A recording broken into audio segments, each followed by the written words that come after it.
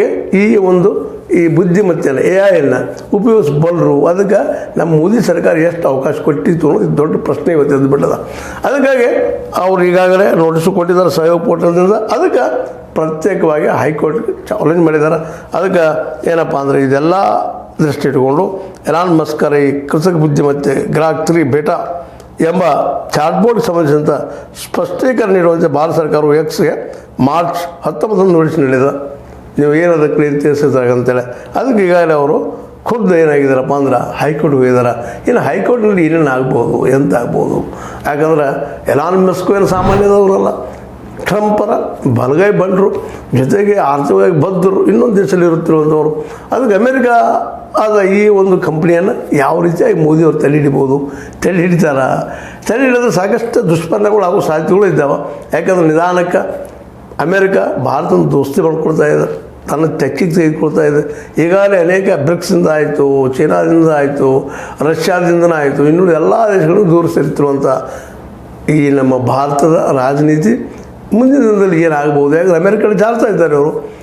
ಅಮೇರಿಕಲ್ಲಿ ಹೋದಾಗ ಇಂಥ ಒಬ್ಬ ಕೃತಕ ಬುದ್ಧಿಮತ್ತೆ ಮನುಷ್ಯನ ತಯಾರು ಮಾಡಿದ ಎಲಾನ್ ಮಸ್ಕನ್ನು ಎದುರು ಹಾಕ್ಕೊಂಡ್ರೆ ಏನಾದೀತು ಸರ್ಕಾರಕ್ಕಂತ. ಯಾಕಂದರೆ ಇವತ್ತು ಇಡೀ ದೇಶ ತುಂಬ ಬಡತನ ಹೆಚ್ಚಾಗಿದೆ, ದುಡ್ಡು ಖಾಲಿ ಆಗಿದೆ, ಖಜಾನೆ ಖಾಲಿ ಆಗಿದೆ ಅಂತ ಆರೋಪಗಳು ಬರ್ತಾ ಇದ್ದಾವೆ.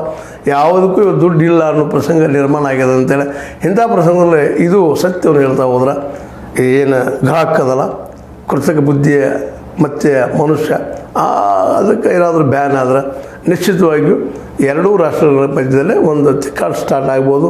ಮತ್ತು ಎಲಾನ್ ಮಸ್ಕ್ ಅವರಿಗೆ ಮುಖ್ಯವಾದ ಟ್ರಂಪ್ ಅವರಿಗೆ ಮೋದಿಯವರಲ್ಲ. ಮತ್ತು ಮೋದಿಯವರು ಈಗಾಗಲೇ ಸಾಲದ ಮಡ್ಲೆಲ್ಲ ಬಿದ್ದು ಇಡೀ ಇಂಡಿಯನ್ಸು. ಹೀಗಾಗಿ 204 ಲಕ್ಷ ಕೋಟಿಗಳು ಸಾಲ ಮಾಡ್ಕೊಂಡಿವಿ ನಾವೆಲ್ಲ. ಆ ಸಾಲ ಇವತ್ತು ನಿಧಾನಕ್ಕೆ GDP ಸಮ ಆಗಿರ್ತಾ ಇದೆ. ಇದರಿಂದಾಗಿ ಮತ್ತಷ್ಟು ಭಯ ನಮ್ಮ ಮೋದಿ ಸರ್ಕಾರಕ್ಕೂ ಆಯ್ತು, ಮೋದಿಯವರಿಗಾಯ್ತು, ಅವ್ರ ಸರ್ಕಾರಕ್ಕಾಯ್ತು ನೋಡೋದಿಲ್ಲ.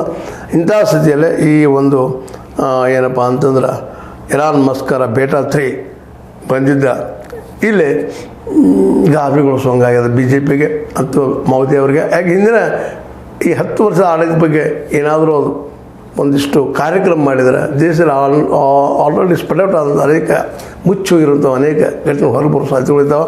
ಅದಕ್ಕೆ ಇವತ್ತು ನೋಟಿಸ್ ಕೊಟ್ಟಿದ್ದಾರೆ. ಇನ್ನು ಹೈಕೋರ್ಟ್ ಏನು ಹೇಳ್ತದೆ ನೋಡೋಣ ಅಂತ ಹೇಳ್ತಾ ಇಲ್ಲಿವರೆಗಿನ ಈ ಗ್ರಾಹಕ ಚರ್ಚೆ ಅಥವಾ ಕೃತಕ ಬುದ್ಧಿಮತ್ತೆ ಮನುಷ್ಯನ ಚರ್ಚೆ ಮಾಡಿದ್ದು ನಿಮಗೆ ಲೈಕ್ ಆಗಿರ್ಬೋದು. ಲೈಕ್ ಮಾಡಿ, ಶೇರ್ ಮಾಡಿ, ಕಮೆಂಟ್ ಮಾಡಿ, ಜೊತೆಗೆ ಸಬ್ಸ್ಕ್ರೈಬ್ ಆಗೋದನ್ನು ನಿಲ್ಲಿಸೋಕೆ ಹೋಗ್ಬೇಡ್ರಿ.